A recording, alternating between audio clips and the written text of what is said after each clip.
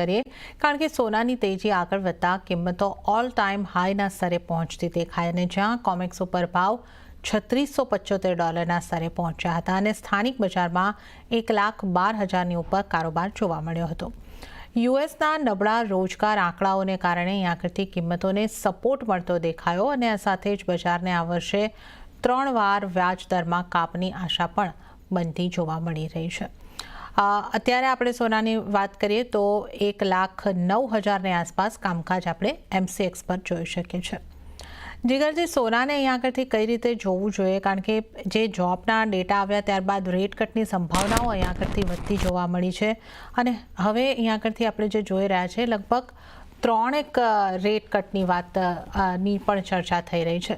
તમે કઈ રીતે જોઈ રહ્યા છો અને સોના ઉપર કેટલી અસર દેખાય, આ જે મજબૂતી છે એ કેટલી આગળ વધી શકે, થંભી શકે, કઈ રીતનો આપનો વ્યૂ છે?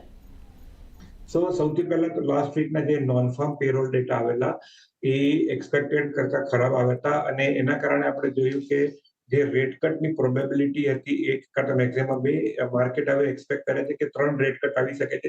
એના કારણે આપણે જોયું કે ગોલ્ડ અપદમ વધી ગયો હતો. આવતીકાલે સીપીઆઈ ડેટા છે, એ બી એક મુખ્ય ડેટા છે કે જેના લીધે ડોલર ગોલ્ડ પર ઇમ્પેક્ટ આવી શકે છે. અને 17 સપ્ટેમ્બરના જે ફેડ મીટિંગ છે એમાં માર્કેટનું એક્સપેક્ટેશન લગભગ 95-97% તો છે કે 25 બેઝિસ પોઈન્ટ કટ કરશે, પણ એના પછીની જે કોમેન્ટ્રી છે એની પર ખૂબ નિર્ભર રાખે છે કે એમાં શું કોમેન્ટ્રી આપે છે ફેડ ચેરમેન. જો એવી આપશે કે ભાઈ હજુ અમે અહીંયાથી અગ્રેસિવલી રેટ કટ કરવાની પોસિબિલિટી છે તો ગોલ્ડ એકદમ ભાગી શકે છે. જો એવી કોમેન્ટ્રી આપશે કે કદાચ અમે અહીંયાથી ડેટા બરાબર છે, અમે થોડા સ્લોડાઉન થશું રેટ કટ માટે, તો ગોલ્ડ થોડો નીચે આવી શકે છે. આ ડેટા પર્સપેક્ટિવથી જોયું, ફેડના ઇન્ટરેસ્ટ રેટ પર્સપેક્ટિવ જોયું. બીજું આપણે જોયું છે કે ETF નો જે ઇન્ફ્લો આવી રહ્યો છે એ કોન્સ્ટન્ટલી ઓગસ્ટમાં જે ઇન્ફ્લો આવ્યો એ જુલાઈ કરતા ઓલમોસ્ટ ડબલ આવ્યો છે. એટલે લગભગ જો નંબર્સમાં વાત કરું તો 53 ટનનો ઇન્ફ્લો આવ્યો છે ઓગસ્ટમાં, જે જુલાઈમાં લગભગ 22.30 ટન હતો.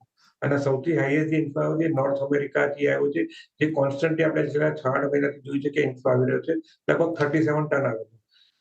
એના સિવાય એડિશનલી આપણે જોયું સેન્ટ્રલ બેંક ચાઇનાનું ઓગસ્ટમાં લગભગ 2 ટન બાય કર્યું છે. CFTC ડેટા જે ઇમ્પોર્ટન્ટ છે એમાં બી આપણે જોયું કે જે નોન કમર્શિયલ્સ છે કે જે ટ્રેડર્સ છે કે જે મોટા ફંડ હાઉસીસ છે એમનું કન્ટિન્યુઅસલી છેલ્લા 2 વીકથી લોંગ પોઝિશન વધી રહી છે. સો આ બધા જ પરિબળો ડેફિનેટલી પુશ કરે છે ગોલ્ડના ઉપર જવા માટે. ઓફકોર્સ એકદમ ફાસ્ટ રન આવ્યો છે એટલે થોડું પ્રોફિટ બુકિંગ એક્સપેક્ટેડ છે, થોડું નીચે આવી શકે છે, પણ અમને લાગે છે કે શોર્ટ ટર્મ, મીડિયમ ટર્મ અને લોંગ ટર્મ અત્યારના બધા જ પ્રોસ્પેક્ટિવથી જોશું તો અમને લાગે છે કે બુલિશ જ છે. લોંગ ટર્મમાં જો 1 વર્ષનું હોરાઇઝન પકડું તો લગભગ $4,000 થી $4,200 અમારો ટાર્ગેટ છે. ઓકે, લોંગ ટર્મમાં 4,000 થી 4,200ના ટાર્ગેટ અહીંયા આગળથી સોનાની અંદર જોવા મળી શકે છે. તો સોનાની તેજી અહીંયા આગળથી આગળ વધતી જ આપણને જોવા મળી રહી છે. હવે ચાંદીની જો આપણે વાત કરીએ તો ચાંદીમાં પણ વૈશ્વિક બજારમાં સતત $40ના સ્તર જળવાતા જોવા મળી રહ્યા છે અને અહીંયા શરૂઆતી કારોબારમાં $41ના સ્તરની પાસે કિંમતો પહોંચતી દેખાય, જ્યારે સ્થાનિક બજારમાં 1,24,985 એટલે 1,25,000ની આસપાસ આપણે ફરી એક વખત ચાંદીને જોઈ રહ્યા છે.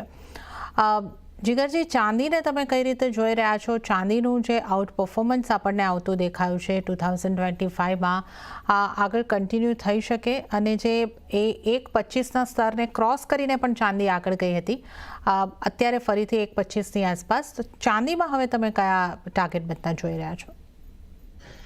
ચાંદીમાં બી અમારો વ્યૂ બુલિશ જ છે. એકદમ શોર્ટ ટર્મ માટે જો વાત કરું તો $40-43 છે. ઇનફેક્ટ અમે અમારા રિસર્ચ રિપોર્ટમાં બી હિસ્ટોરિકલી કીધું છે કે $40-43 આવશે જ છે.